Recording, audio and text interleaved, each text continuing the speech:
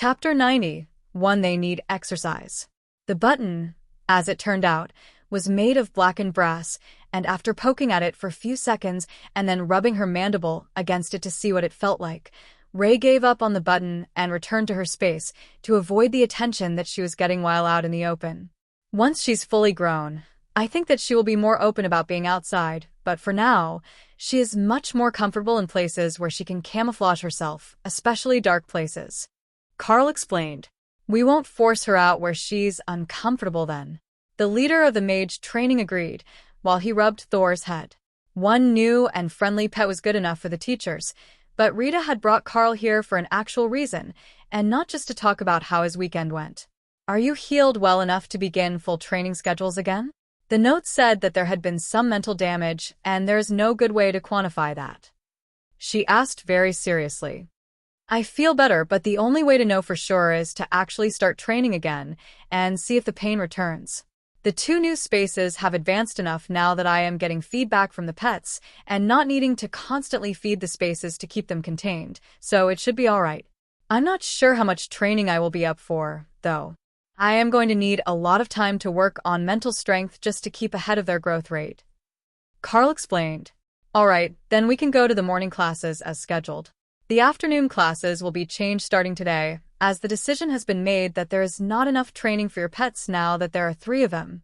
Sending Thor out to get his head rubbed is not officially training, no matter what the other professors tell you. Rita reminded him. What exactly they were going to teach Thor was a mystery to Carl, but as they finished their breakfast and headed for the training field for Hawk to practice, Rita got a much better idea. Thor is a growing boy, and he needs his exercise, so what we're going to do today is to have you sit and meditate while Hawk blocks the attacks, and I will bring some mages from the early ascended class who are working on barriers to help Thor practice his skills. As soon as he heard the word barrier, Thor's head perked up in the beast's space. He loved the barrier game, and it would be even better with more barriers. Won't that be a waste for the other students? Carl asked. A few of the nearby mages laughed, and Rita shook her head. Taking full force awaken rank attacks repeatedly will burn through their mana faster than you might suspect. The goal is for them to keep the barriers up as long as possible, while Thor rampages through the field building up his muscles. Normally, they have the students from the awaken rank warrior classes smash at the barriers all afternoon. Setting them up for Thor won't be any different. But who is that? A new pet, I take it? The mage student beside Carl asked. Yeah, a lightning Sero that I just bonded. The teachers are all in love with him, and he adores the barrier game. Once you see him play, you will feel thankful that you got Hawk instead. Carl joked. The students got set up, and Hawk took to the sky for his daily training.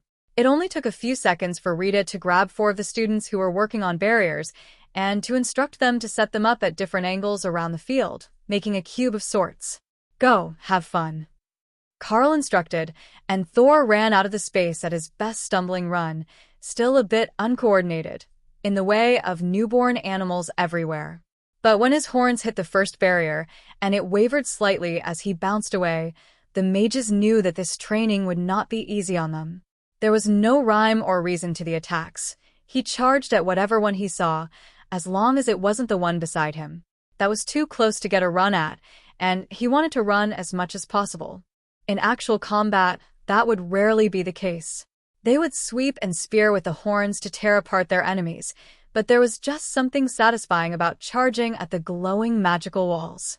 The mages that were attacking the moving targets below Hawk had to work hard to pay attention and not laugh as Thor trumpeted happily, a long warbling note like a military war horn, and continued to charge at whatever barrier managed to come back up first. It had only taken him 20 minutes to smash them all, and the first break wasn't scheduled until the half-hour mark. But if they weren't up, he would wait until one was. The students could all see his disappointment when he had to wait, and that silent judgment, that they weren't good enough to even be a long-term play toy to a monster like him, was wearing on them. They had thought that the barriers they had made were exceptionally impressive, and they were a rank above him, but when there was no offensive power to deal with the threat, it didn't take long for him to smash through their mana reserves. The lightning barrier only stabilized his body and prevented him from breaking his horns. It had collapsed multiple times already, but even without it, A lightning Sero had incredible raw power. Thor lay down in the grass when the break was called, and a few of the warriors from the group of warriors that was training on the ascended barriers came over to get a better look. You know that technique has some merits. We use skills and swing our weapons, but he's basically throwing 100-kilo dinosaur coated in lightning at them. I bet if I grabbed John and swung him at the barrier, we could do even more damage. One of the boys laughed. Don't even think about it. Just be glad that they didn't send him to us to test our guard ability, because someone would have gotten seriously injured. The other boy laughed, while Thor panted in the grass, replenishing energy for the next round. He has to be tired, right? He's been running wild for half an hour. One of the ascended mage students asked. You would think so, but no. His natural recovery means that by the time the break is up he will be ready for another round of the barrier game, and you had better be ready to play, or he will be very disappointed. Carl informed them. Thor perked up at the mention of play, and the mages all groaned to themselves as they realized that trying to contain a monster was not as simple of a task as they had expected it to be.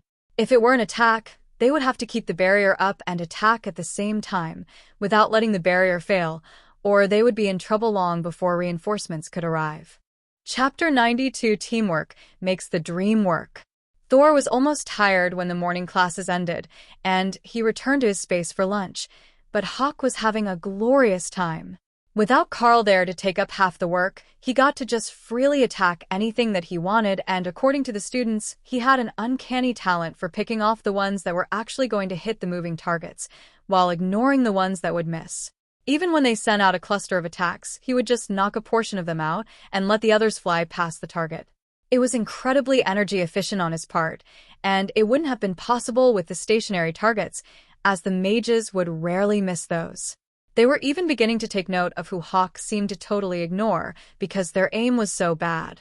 Those mages were going to have to improve quickly, because the rest of the class wouldn't let a giant bird make a mockery of them forever, without joining in on the fun.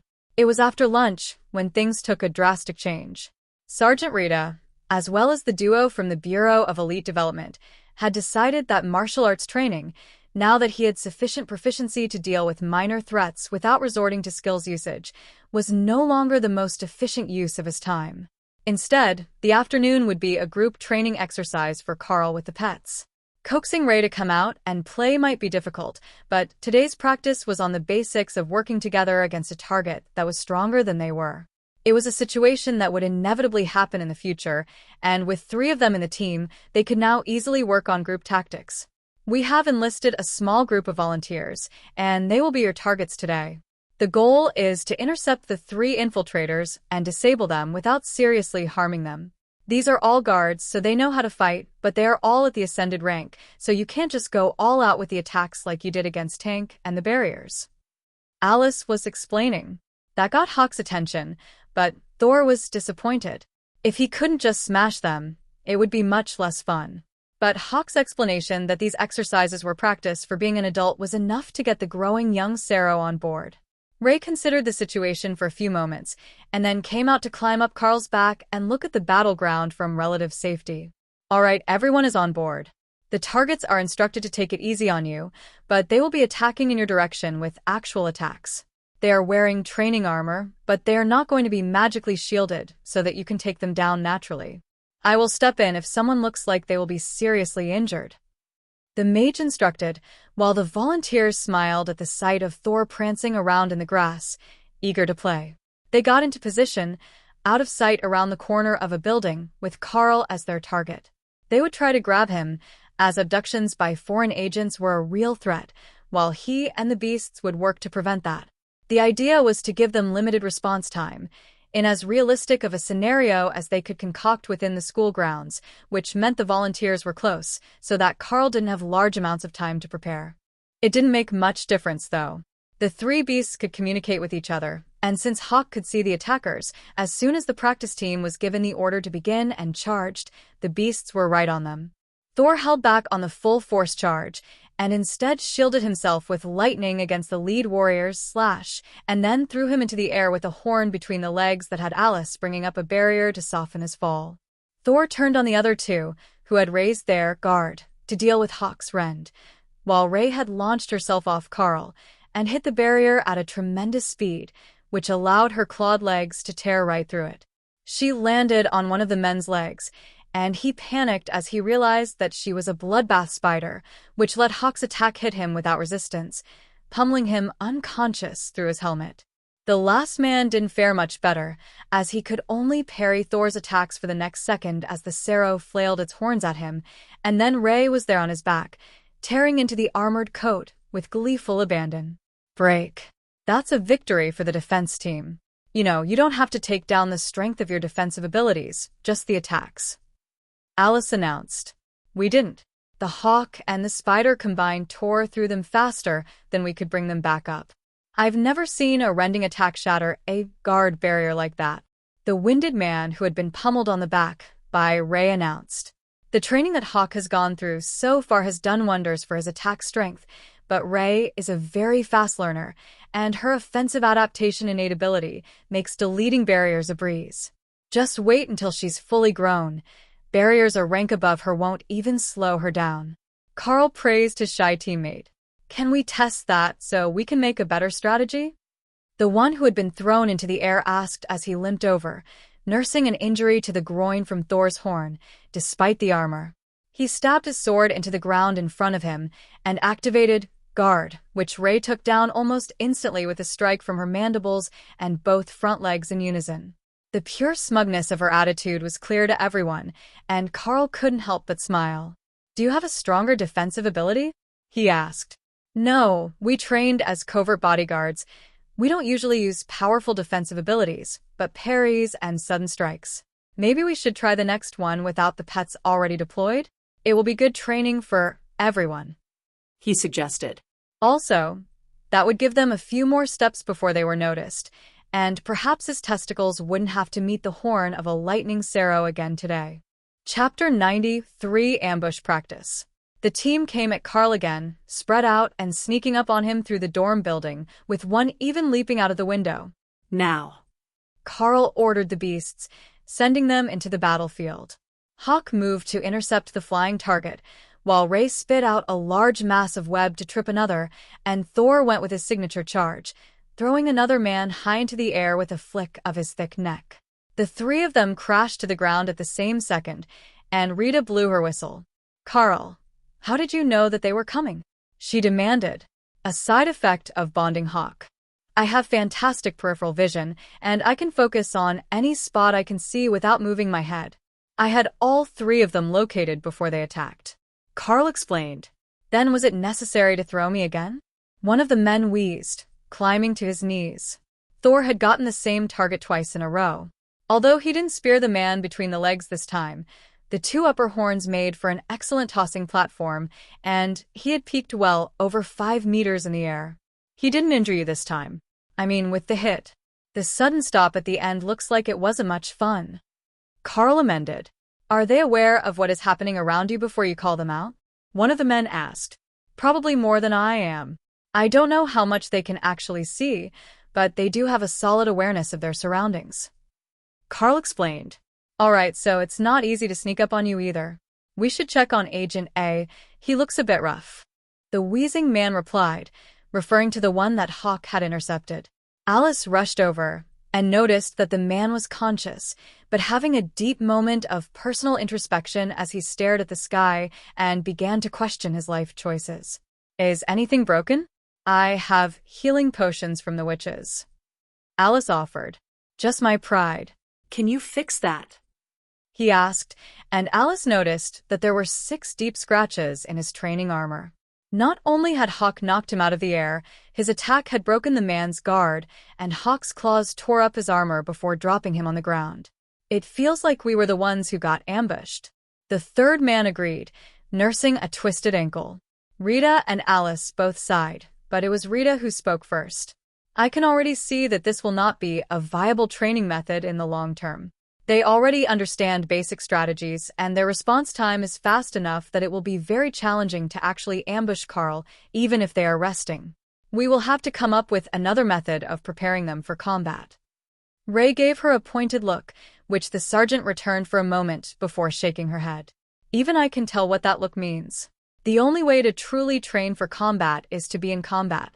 Carl knows enough martial arts that he should be alright in a fight, but the academy wouldn't approve of putting you all in danger just to get better training results. She reminded the spider. Hawk would agree to let us go outside. Ray pouted. Hawk's mind became curious, and the spider beamed the mental version of a smile at him. If we were hunting outside, you could eat them after you killed them, she announced. This is not a democracy, majority rules don't win here. Carl informed them in his best stern tone. Ray had already found Hawk's weak point. As soon as she mentioned food, the Windspeed Hawk would be on board with whatever she wanted to do, and Thor would go along simply because that's where everyone else was going. You look like you're having an intense discussion, Alice noted as Carl talked to the beasts. They all want to go outside to train. I don't necessarily disagree with them, as our training options are limited here, but it is safe here and safety in numbers is a good thing. Carl replied. Thor bobbed his head happily as he heard those reassuring words from the boss, and the instructors did their best not to laugh. They had been brutally bested by the Lightning Saro twice in as many hours. But still, it didn't feel like the creature was a threat. He was just too friendly. Let us discuss that for a few minutes. There are groups of students looking to go outside on missions, and we might allow you to lead one of them, as long as there is a second awakened rank or higher member, as you're still a first-year student and untested in the field. Alice explained, earning herself a glare from Rita. Daniel wisely sat at the back of the field, as he had been doing all day, and avoided drawing attention to himself as the two argued over the appropriate course of action. The student training missions were normally not dangerous, certainly no worse than the Goblin tribe had been, and Carl was much stronger now than he had been even that recently. With the addition of the two new pets, he alone would rampage through a Goblin tribe. Nothing that they could do would significantly injure a Lightning Saro, unless they managed to swarm it and pin it down. That seemed unlikely with Hawk and Ray both in the fight, even if you didn't count Carl himself as a combat asset, as he would be mostly watching out for the other students. The outcome seemed inevitable, and after 20 minutes of discussion and a few tersely worded phone calls, the ladies returned with a smile on both of their faces. You will be allowed to lead an away mission. Student Dana will be going with you, along with 8 of the common grade first years. It is a herbal resource gathering mission in a lightly monitored area, and there will be emergency assistance available on a 10-minute helicopter ride, should you activate the emergency beacons. Sergeant Rita informed Carl. Understood, Sergeant. Thank you for this opportunity. Carl replied as seriously as he could, while trying to ignore the excitement of his beasts. They were finally getting to somewhere that there might be mice, and Hawk was overjoyed at the prospect. Chapter 94 Student-Led Mission. The mission was to start the next morning, and they would be delivered by train to the location. There was no road near where they were going, but the train tracks ran only 20 kilometers from the location of the suspected magical resources. That would be close enough for them to hike in, and it would be up to Carl and Dana to make sure that the team didn't get lost.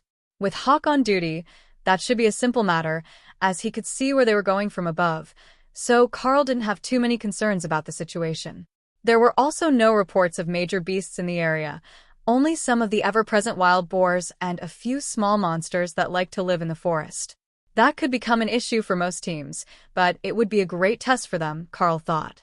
The small monsters were all common grade, and he could deal with them in a matter of seconds, but they would be a good opponent for the students who were still struggling with their early growth. Also, having Dana along with her pair of golems would be enough security against the larger creatures that very few things would dare to attack them. The golems didn't take much upkeep, and by now she should be able to get them to follow complex orders without much distraction from her other casting, which would make them excellent guards.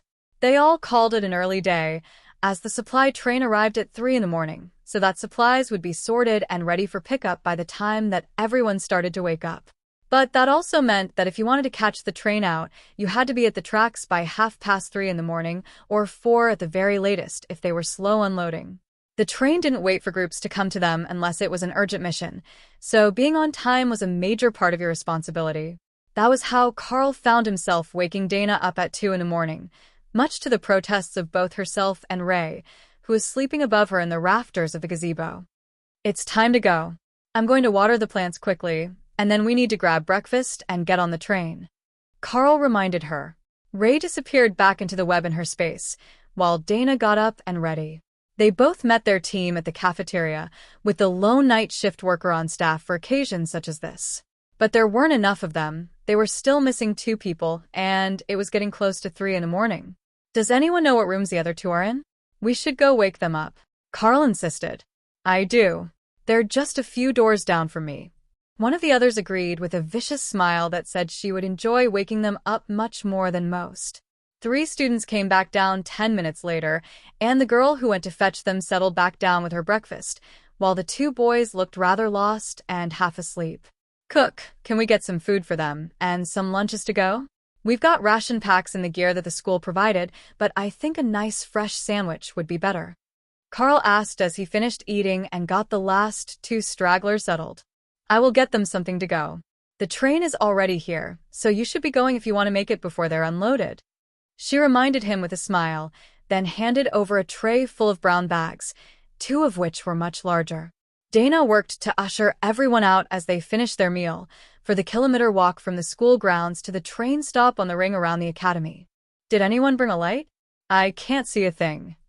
One of the warriors complained as they left the academy grounds and began to walk down the road.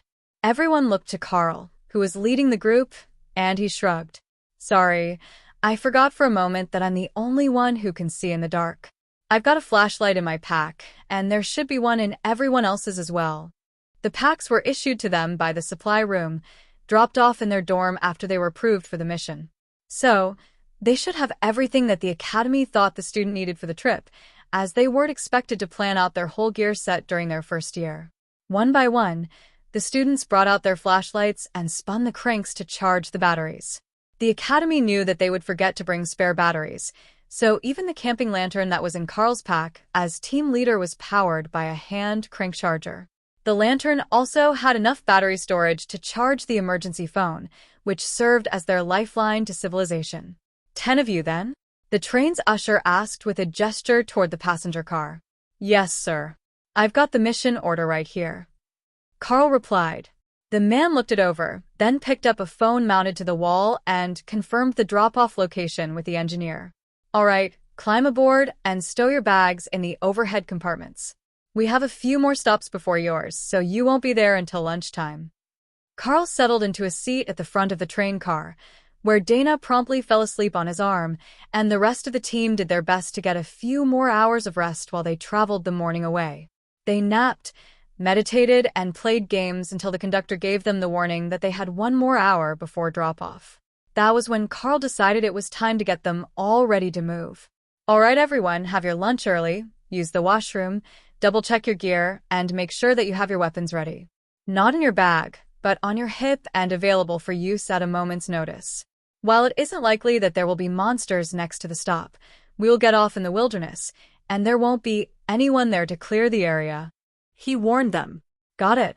The team agreed, while the conductor nodded in satisfaction to see that the team leader of this first-year mission was taking things seriously. Not all of them did, especially an easy mission like this one was supposed to be, but it always made his life easier if there were no injured students when the train stopped to pick them up again. Chapter 95 Off the Train. The train pulled to a stop in the middle of nowhere and the students rose to their feet. Good luck, young elites.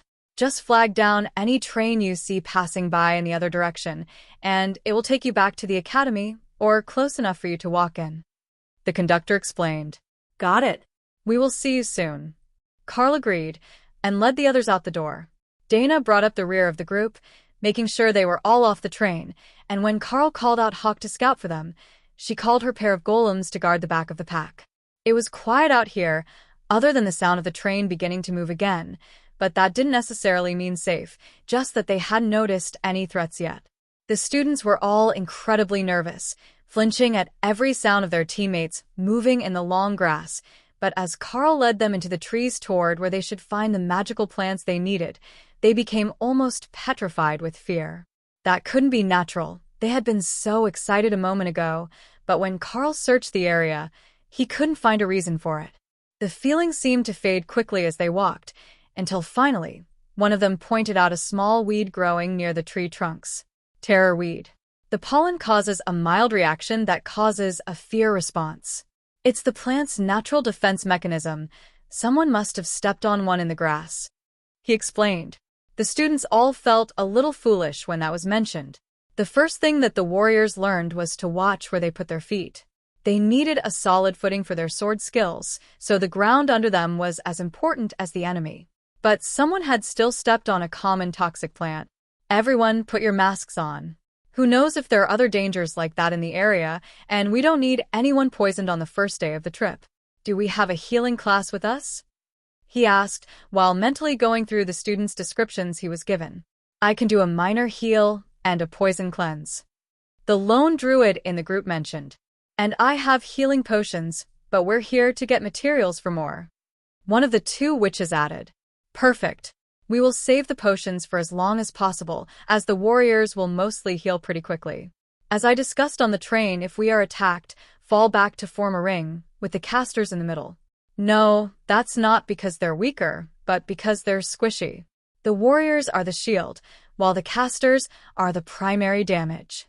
The golems will back you up, and my beasts and I will range outside the defensive circle. Carl reminded them. He would have liked to actually practice the maneuver, but according to Hawk, the first plants that they were searching for should be only a few hundred meters away. There was another spot marked on the map, many kilometers away, but Hawk was certain that he had found them just up ahead. Once they got the first target, the mission could be considered a partial success, and everything that came afterwards would just bring them closer to completion. Definitely found it. Bright blue flowers, shaped like shoes. Hawk informed Carl, with a mental impression of where they were. Keep an eye out for threats. I don't want you getting ambushed as you fly over. Hawk laughed a little at Carl's concern, as he was hundreds of meters above the trees, but he appreciated that his human cared enough to make sure he was safe. Carl adjusted their course, pretending to follow the map, and within minutes they were standing next to a field full of beautiful blue flowers. These are the ones, right? He asked. Yes, but everyone, please stay out of the clearing. Only 1 in 10 blossoms has the magical properties of the plant. The rest are all decoys. If someone breaks the wrong one, we will have come here for nothing. The witch pleaded.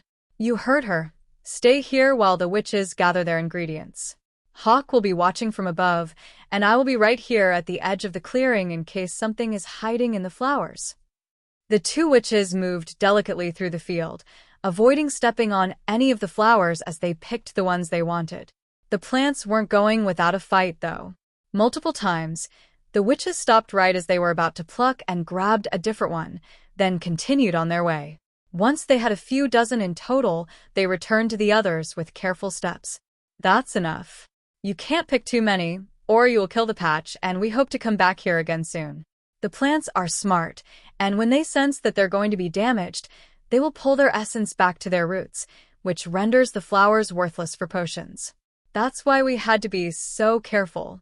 The more outgoing of the two witches explained. All right, on to the next one. Carl agreed. It's not far, 100 meters south. Hawk informed him. The next should also have been much further, but if Hawk had found some that weren't on the map, that was even better, as their collection wouldn't remove a listed herb from the directory for the other students who wanted to do a mission near here. Hawk thinks that he has found another of our goals already. Move as silently as possible so that we don't disturb the wildlife. Carl reminded the others in a stage whisper. The students began to move, but a whistle from Hawk drew Carl's attention. He had seen something dangerous, and it was close. Everyone hold position. Hawk sees something. Carl whispered as he raised his hand in a gesture to stop.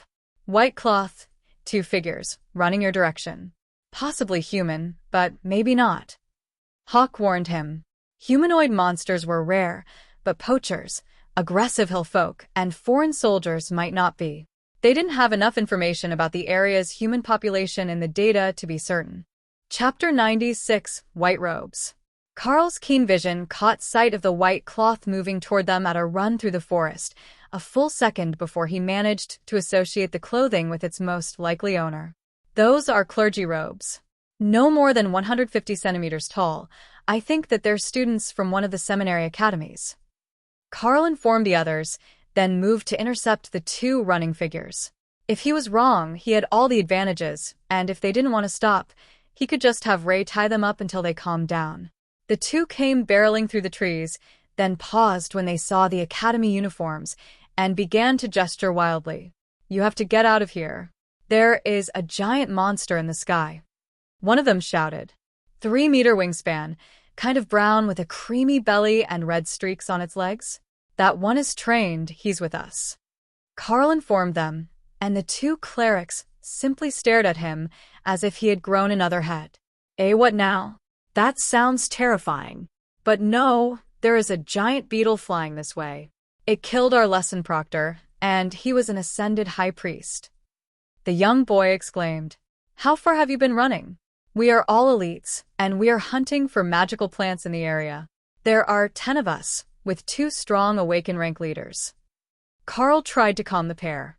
Clerics weren't known for their combat power.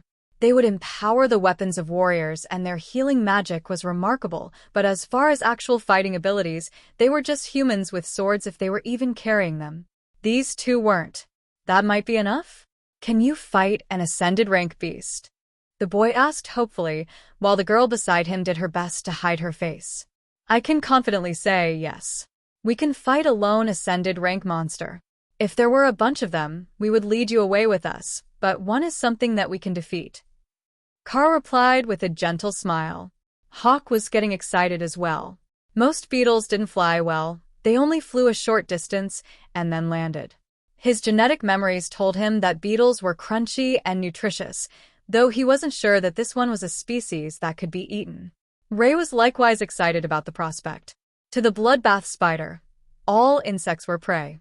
The sound of crashing through the trees brought another trill from Hawk, who had spotted a large black figure headed their way, covered in blood and reeking of death. That had to be the beetle, and it was tracking the 2 humans.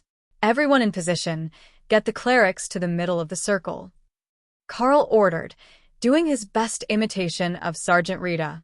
He did it so well that even Dana responded, ushering everyone into position, while her golems remained outside, ready to face whatever threat Carl had noticed. The crashing through the trees was hard to miss as the beetle chased after the escaped prey, so Carl called out the other pets in time for the students to get used to their presence. "These two are Thor and Ray. Do not attack them," he warned the others. The students stared in confusion at the sudden appearance of the lightning Sero, who was already the size of a small bear or a huge dog, but it took them a few seconds to find Ray, who had appeared in a tree and instantly hidden herself. The beetle came in sight, and lightning flashed around Thor's body. That caught its attention, and the creature began to charge, keening in a way that made Carl feel like the creature was starving and desperate for food. "Wait for my signal. Thor, block the initial charge, then move out of the way for the students to retaliate," Carl called. The beetle flapped its wings to fly at Thor, then crashed to the ground as Ray tied them together above its back with a spurt of spider silk. The muscles that moved the wings weren't particularly strong, and it couldn't break free as Thor charged into it, flipping the creature on its back with a jab of his horns. "Now," Carl ordered as Thor moved away, sending his own attack to join the combined spells of the mages. They wouldn't actually do much damage to the ascended rank beast, but as his shred tore apart the chitin and the wings were held up, exposing its vulnerable sides, even the common rank magical attacks proved relatively effective. With a screech, the beetle tore its wings free of their confinement and charged at Thor again, drawn to the largest threat. The students paused their attacks, waiting for an opening, while Carl moved in for the kill. Thor's lightning wavered and flickered out of existence for an instant as the 2 beasts clashed, and the beetle began to celebrate its impending victory, a split second before Ray landed on its head and began to stab its eyes out with her clawed feet before tearing into the chitin of the beetle's skull. Carl helped that along with a condensed rend to the back of the creature's neck, and the bloodbath spider moved in for the kill, tearing through the hole to sever the muscles. The giant beetle fell to the ground with one last desperate flail of its wings, trying to dislodge Ray, but it was far too late. The strength left its body, and the spider began to tear the shell open to get at the good bits inside.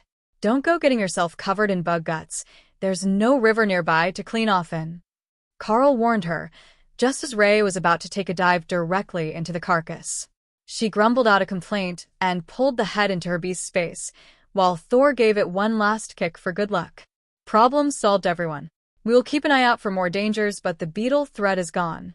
Where are the cleric students? How far did you run, and how many more were in your group? Carl asked.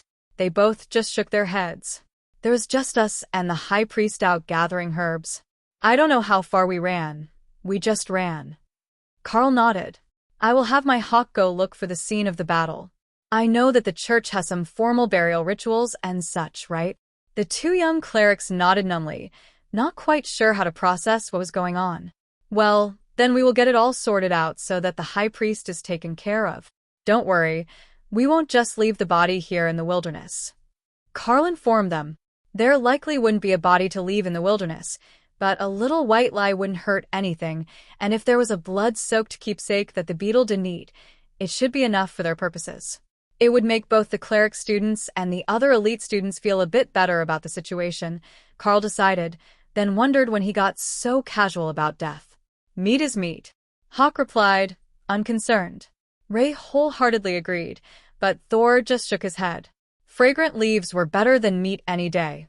Chapter 97 Cleanup at Tree 3.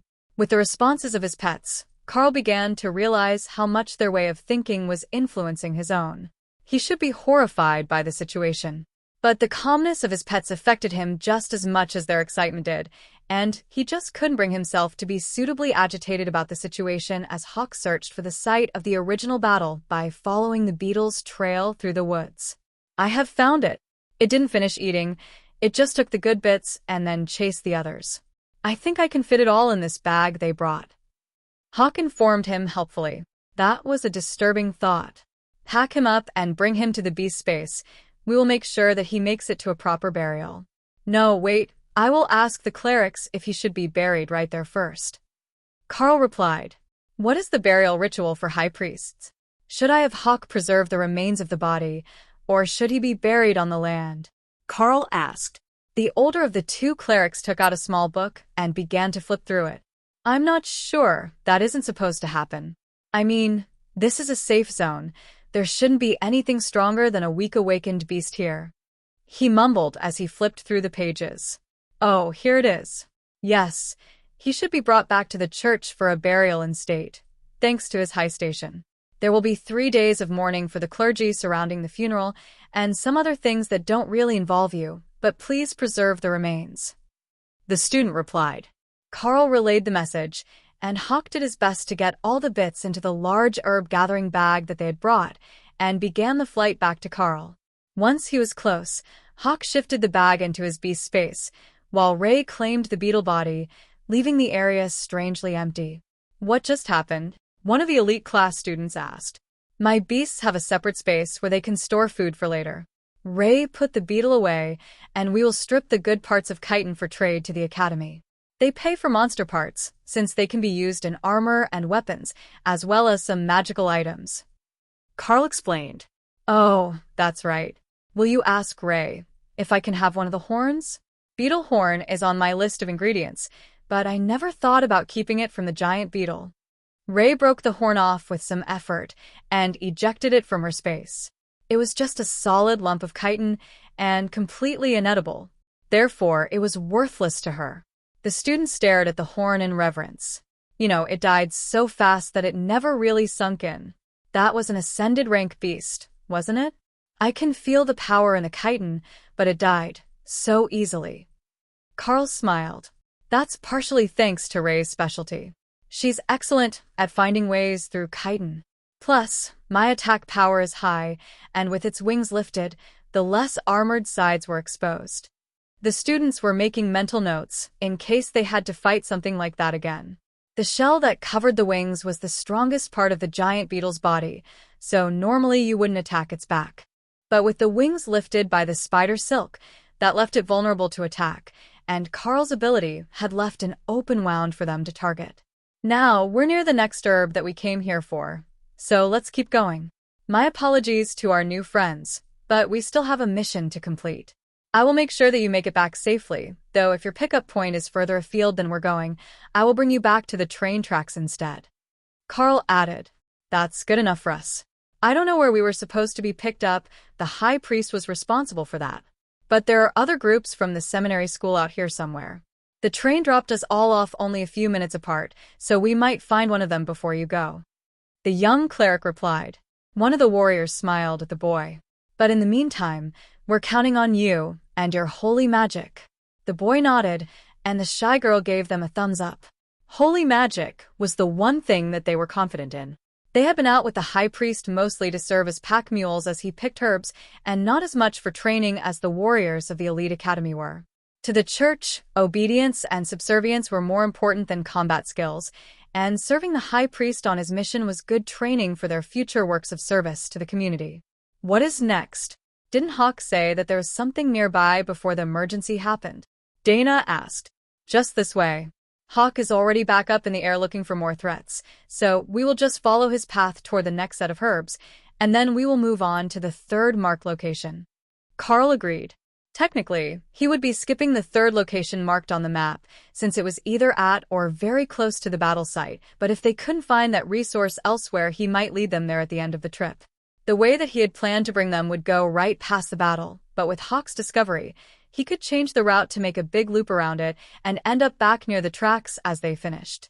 If that covered everything that the group needed, then they could skip a few potential resources and head back satisfied. Though, if the clerics needed some of the others, he would gladly bring them around to help gather. They had enough trauma for one trip, so putting a good memory on top might help. Carl seemed to recall hearing that somewhere as a kid, perhaps from the school counselor after one of the many incidents down below in the pit. Chapter 98 Tree Apes. If anyone had felt relaxed about this easy mission when they arrived, they didn't feel relaxed anymore. The whole group was on high alert, searching the woods for anything that might be a danger. Carl let Thor lead the group on the ground, following Hawk's guidance, while Ray hid in the beast's space with the remains of the giant beetle that she was carefully dissecting to improve her understanding of exoskeletal species for offensive adaptation. Minutes after they started moving again, an angry grunt caught Carl's attention, and the crashing of a large animal through undergrowth drew the attention of everyone else. 3 tree apes. Common grade. They don't look tasty. Hawk reported as the creatures approached. We have a small pack of apes in the trees incoming. Group, you know what to do. It is up to you if you want to attack them or let them pass. Carl informed the others, which made Dana smile at him. They could attack anything that moved, but that would anger everything else. So, if it wasn't hostile, she would prefer not to make it hostile. One of the mages shook his head. They normally don't attack people. They just like to shout at them from the trees. If they don't attack, we should keep moving, since they will scare off any other small monsters with the noise they make.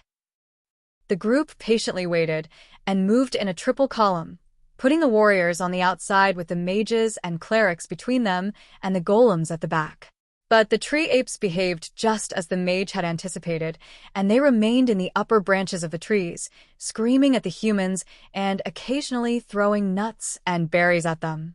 The monkeys thought that the whole thing was hilarious, and they laughed as the warriors swatted aside the projectiles, but they didn't come any closer, and they didn't do anything that would provoke an all-out attack. The spot is just ahead. Should I scare the monkeys away? Hawk asked with a hopeful tone in Carl's mind. Sure, go ahead and get your snack. Carl replied, likening the monkeys to junk food. I told you they don't look tasty.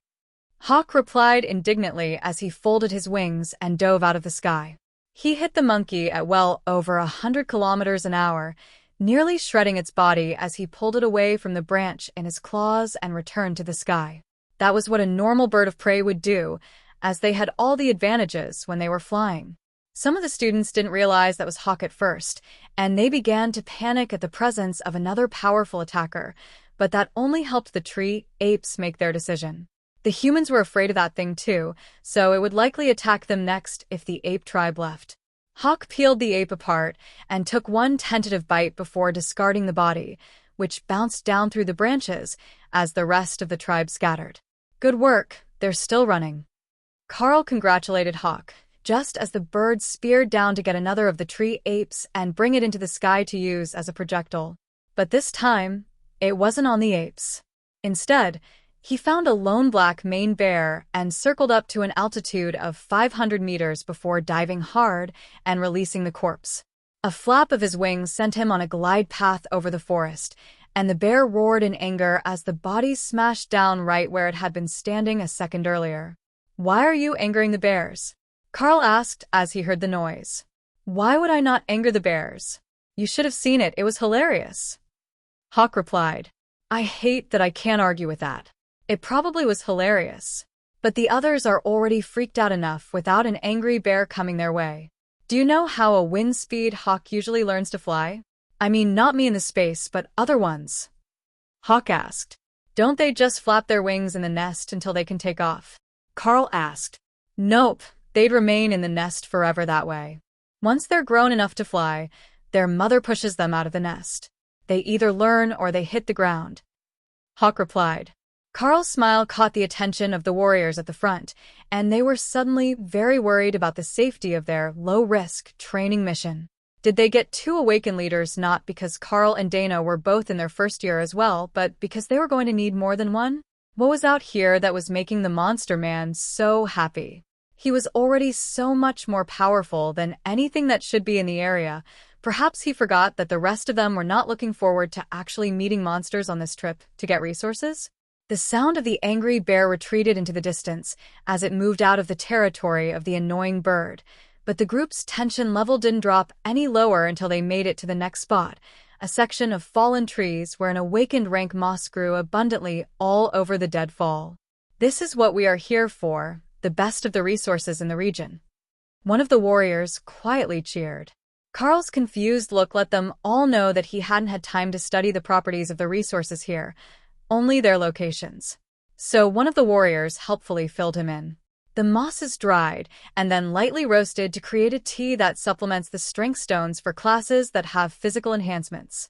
I don't know if it will work for your class, but a kilo each of that moss will keep us for the entire school year.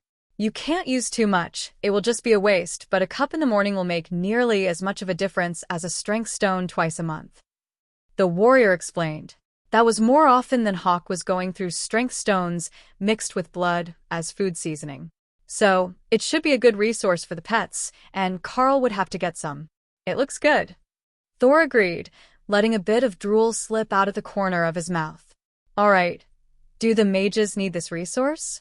Or should we split it between the people who can use it, stopping at a kilo each, so it doesn't go bad before everyone can use it?"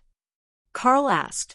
"Mages can't use it, it won't do anything beneficial for us unless we're weakened. But the witches can use it in recovery potions, so they will need at least as much as the warriors." One of the warriors explained. The pair of witches looked grateful that he had stood up for them and the resource-intensive needs of their potion making. "Is there anything else I should know before I harvest this?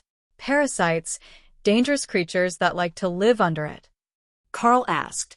The group all reluctantly shook their heads, and Carl drew his short sword from the scabbard at his hip. The rest all thought it was a bit odd that he didn't take the sword out to fight, but he carried it anyhow, though they didn't say anything. The team leader was responsible for loot distribution, according to Academy regulations. Chapter 99 Moss Tea. Carl looked at how the moss grew, down the top of the logs and the one side but not the bottom or the other side. If he wanted it to keep growing, he had to leave enough in the right spots that it didn't ruin the moss bed too badly. So, he cut diagonal stripes across the log, removing thin strips amounting to half of the moss on each log, while leaving the rest securely attached. That should grow back over, he assumed, and then it could be harvested again. "Where did you learn that?" Dana asked as Carl cut the careful strips from the moss. "I'm actually just guessing here by the way that it grows. But I'm only taking half, and leaving the other half in the way that looks like it will grow back the fastest. Moss spreads from the edges, you see, and only grows well on the sunny side. So if I only take half and leave as many good edges as possible, then it looks like this. That should be the fastest pattern to grow back, and by my guess, I've cut nearly 20 kilos of wet weight moss from this one tree. I haven't even touched the other ones yet, and we've got enough to fill all the warriors and the witches' requests. I just need to grab a little for Thor here, and we can be on our way to the next spot." He explained. "I don't suppose we could spare a bit more? There is an awful lot of it growing here." one of the warriors suggested. The witch closest to Carl nodded in agreement. The Academy expects you to provide for your own when it's not a standard part of the growth plan, and it's not like they accept these items as a trade-in, at least not from the first years who are supposed to be looking out for themselves first, but normally, we would never see so much of an awakened rank resource in one spot. If this was up on the market, we would be rich. Well, until we all got arrested for trafficking controlled substances to the masses, but you get my point. We could earn plenty of favors from the other students in class if we had a bit to trade them, you know? All right, I will harvest another log. Carl agreed with a smile. He cut the same stripe pattern on one log, and then had Thor quietly move the log hidden behind where he was working into the beast's space. A beast his size would need a lot of the moss to equal out to a cup of tea a day, and a bit added to his usual diet every morning would help him grow big and strong. But even the lightning Sero realized that the herb should be rationed. He ate a lot of higher-rank plants as his general diet, but this one was special, and the effects were limited, so it was more of a treat than a basic staple of the diet. The second batch was spread the same as the first and stuffed into backpacks, while Carl looked at the map to see what was up next. They were going to go around the battle from earlier, and that would bring them to one of two spots. Either a spot that might have another strengthening herb, or one that was known to grow crystals that helped focus and increase the mana pool growth rate.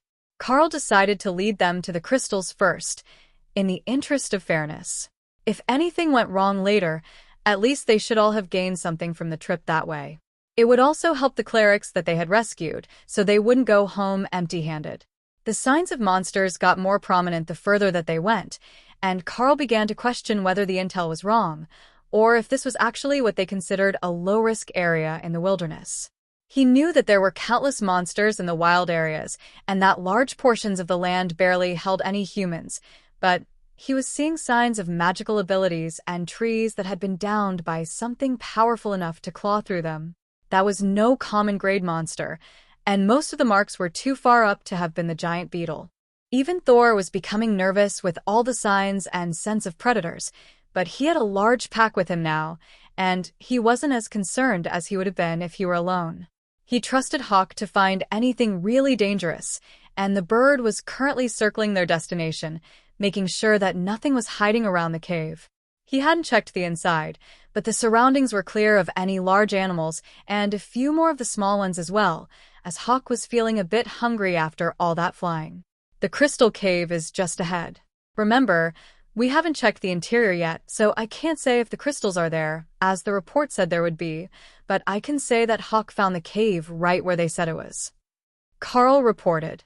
The mages shared an excited smile, while the warriors prepared their minds for the charge into an unexplored cavern system. If they found the crystals near the entrance, they wouldn't have to go far in, but if not, they would need to explore, and that brought a whole new realm of danger with it. Hold up. Dana warned them as they approached the clearing outside the cave entrance. I saw some unique plants in the clearing. They're not on the list, but I recognize them from the botany books that I had to read. She informed the team. Carl looked carefully and began to smile. One of the plants was a winterberry bush. Not powerful, but he would have to pick some for Hawk, who loved the flavor. I already got some. The smug bird informed him.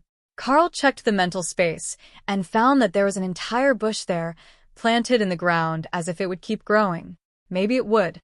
Carl didn't really understand how the spaces worked, but he was feeding them magical energy, so it wasn't impossible that a magical plant might survive in there, although the majority of the ground was just a mental image. Dana addressed the group. There are plants with narrow, spiny leaves. Collect the leaves without letting them touch you or your clothing. We will want as many as possible. I need 4 warrior volunteers. For hands went up and Dana sent them out, then she pointed to another plant. These are tiger leaf weeds. They're exceptional for fire magic training. All the mages should gather at least a few of them. They are eaten one at a time, just before you try to learn fire magic, so dry them and save them. The mages began to move out, so Carl gathered the rest of the warriors. We are on guard duty, but as you move, keep your eyes open for these purple and white berries. They're delicious. Not much of a magical effect other than slightly refreshing, but they're a great seasoning for oatmeal. That made the warriors smile. Oatmeal was not only a staple of the breakfast menu at home, but it was also in the breakfast pack of all their travel rations. Being able to flavor it with some fresh berries would make their first morning in the wilderness much more enjoyable. Chapter 100 Crystal Chamber. The team made their way carefully across the field, grabbing everything that they thought might be valuable, while being careful not to kill the plants, even when they needed a portion of the roots for their training. It was a bit odd seeing these strong warriors being so delicate with flowers and weeds, but if it meant that they could come back here in a month or two and harvest the same resources again, it was well worth the effort. Although they had met up with a group from the clergy, it was rare for people to head this far into the wilderness, and with so much ground to cover, and only an aerial scan to indicate that there might be resources, the chances were that nobody else would return here after the report was filed that they had harvested in this region. It took them nearly an hour to finish their work and make it to the cavern, where all the team members realized that they had a real problem on their hands. They had found so many other resources that they had filled their bags already, and they were only at the third stop. Well, technically the second stop, as the first one hadn't been one of the intended map points to harvest resources. If we pack the moss a bit more tightly, we might make room for one more stop, but if it's a large leafy plant, or a flower that shouldn't be crushed, we will be really short on space. One of the warriors noted. They had loaded up with the moss, but the mages had filled their bags with the flowers and leaves here in this field, where they had actually come to gather crystal from the cave. All right, same formation as before. I will keep Hawk in reserve, but here in the darkness, we will have Thor and Ray. Carl explained. He felt Ray's amusement at the thought of Thor stomping around happily smashing all the crystals that they were here to gather. On second thought, I will keep Thor in reserve as well, and Ray will help me with the scouting duties on point. The golems will take up the rear, and the rest of you mingle your ranks, warrior then mage. You all know the drill. He amended. The group adjusted their positions and prepared their flashlights with a rapid round of cranking the chargers, just to make sure that the batteries were absolutely, completely charged. Unlike Carl, who had very little reason to be afraid of the dark, the others were much more comfortable in the light. Ray decided that was the perfect excuse for her to scout ahead, so she would be out of the range of the lights, and vanished into the cave. It's shiny in here. Oh, pretty stone. That's for me, and a bit of glowing moss for my nest and a mushroom. Ray happily narrated her scouting mission. Just remember that we're here to help the others level up so that they can catch up to us, so don't loot everything before they get there. Carl laughed at the bloodbath spider's excess. They're not valuable, just pretty. You can come in now, the entrance doesn't have anything scary in it. Carl stepped inside, and for the first time noticed that there was something strange about his night vision. It was never truly dark in the academy, with the lights in the yard, the dim lighting in the hallways, and all the other light sources around. But inside the cavern, before the others entered with their lights, Carl could see in a whole new way.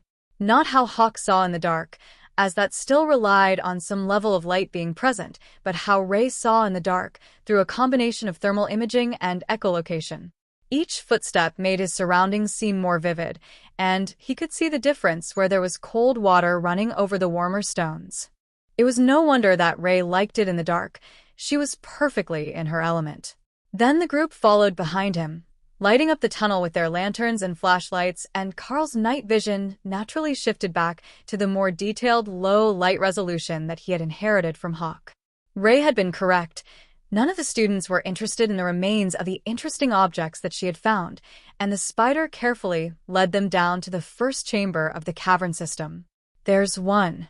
I see one of the crystals. A mage whispered. One wouldn't be nearly enough, but it meant that there were, or had been, some here.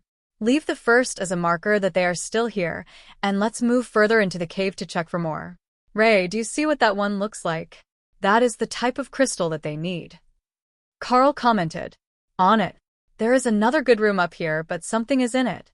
There is a pond in the middle, and I can sense something moving under the water. Ray reported. Stay back, and we will approach it as a group. There is a cavern up ahead, with something living in the water. Ray doesn't know what it is, so prepare for a fight. Carl reported. He moved slowly to the entrance, where Ray was hiding directly above his head, blended in with the stone of the wall, and followed her gaze to the softly glowing waters of the pond. It was magnificent, giving off a dim glow of magical power, and the bottom was lined with crystals. There were hundreds of them in this room, but something felt off, like taking any of them would bring about a backlash. Wait before you pluck any of the crystals on the walls. I have a feeling that they're related to whatever is in the lake. Carl warned the group, who were about to go into a frenzy at the sight of so many resources. They paused for a moment, but it was obvious that they thought he was being overly cautious on nothing more than the word of a spider. One of the warriors used a stick that he had brought in with him and splashed the surface of the water, waiting for a response, but there was nothing, just ripples in the placid surface. The mages hesitated for a few more seconds, then one of them used a knife to pop a crystal from the wall. Still no response from anything, and the others smiled in victory. The mage took off his glove to examine his prize, and a flash of light filled the room, engulfing and blinding everyone, as well as forcing Ray back into the beast's space. I told them there was something here, she muttered as she waited for her eyes to adjust. The first to adapt was Thor, who had been sitting with his eyes closed as he chewed, and he relayed the situation to Carl. There are things here. Dangerous things. I will go out and chase them away. The lightning Sero took action as he spoke, and his bugling call to arms echoed through a much larger space than Carl had expected. They couldn't be in that same cavern, unless it had collapsed. It sounded more like they were outdoors, next to a mountain valley. The noise was enough to hold whatever was there at bay for the few seconds that it took Carl's eyes to adjust, but what he saw was nothing he could have anticipated.